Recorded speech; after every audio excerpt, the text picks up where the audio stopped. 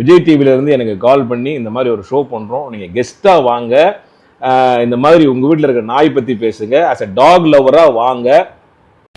அதெல்லாம் இல்லை sir, as a talk லவரா வந்து உங்க ஒப்பீனியன் மட்டும் சொல்லுங்க அப்படின்னு அவங்க சொன்னாங்க. அந்த கான்வர்சேஷன்லாம் நான் வச்சிருக்கேன். இது நமக்குள்ளதான் இருக்கணும். கடுகளவு வெளியே கசிஞ்சா கூட முதலாளியை நீ உசுரோட பார்க்க முடியாது. டிவி நிறுவனத்துக்கு அந்த unedited version of the episode அதை நீங்க போடுங்க, ஓகேவா?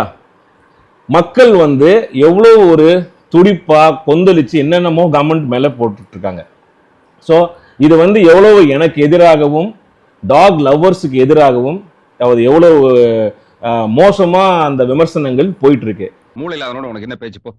சரிப்பா, எனக்கு மூளை இல்ல, உனக்கு எக்கச்சக்கமா மூளை இருக்குன்னு வச்சுக்க. ஒத்துக்கிறியா? சும்மா எல்லாம் ஒத்துக்க மாட்டேன். வேற என்ன பண்ணணும்? ஆனா அந்த ஊர்க்காரங்களுக்கு கண்டிப்பா காலிங் பெல் அலர்ட் பண்ணும்.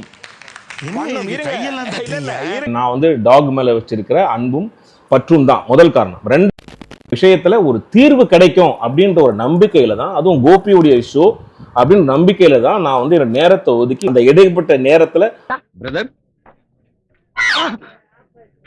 நீ நான் தான் ஒரிஜினலா